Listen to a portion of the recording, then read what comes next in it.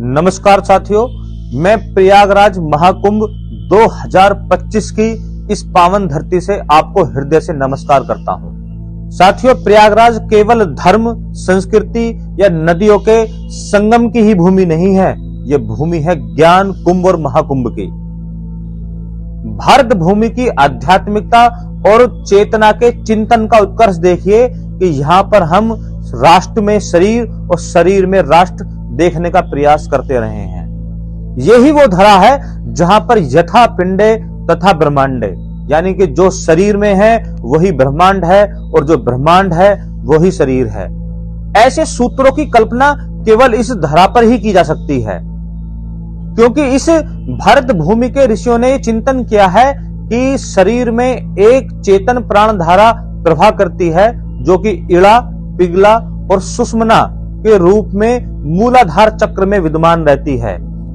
ये चक्र मूलाधार, स्वादिष्ठान, मणिपुर, अनाहत, विशुद्धि, सहस्रात्र और आज्ञा चक्र होते हैं। इन्हीं ऊर्जा चक्रों में ये चेतन प्राण धारा प्रवाह करती है।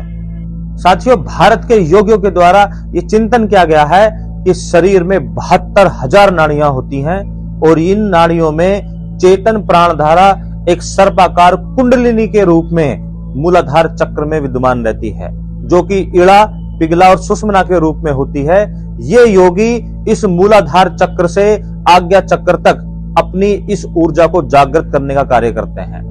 लेकिन क्या आप कल्पना कर सकते हैं कि जो ऋषि शरीर के अंदर इस चेतन प्राण धारा को ढूंढते रहे हैं, वो इस चेतन प्राण धारा को इस राष्ट्र की भूमि पर भी ढूंढने का प्रयास करते हैं। भारत के योगी इस चेतन प्राण धारा को राष्ट्र के अंदर भी ढूंढते हैं, क्योंकि ये चेतन प्राण धारा नदियों के रूप में हमारे राष्ट्र में बह रही है और जहां ये चेतन प्राण धारा मिलती है उनको प्रयाग कहा गया है। ये प्रयाग, हरिद्वार, उज्जैन, नासिक और प्रयागराज हैं। इन प्रयागों पे ऊर्जा के स्थान माने गए हैं। योगी इन स्थानों में आकर, इन ऊर्जा के स्थानों पर जाकर अपने शरीर के अंदर की प्राण ऊर्जा को जागृत करने का प्रयास करते हैं।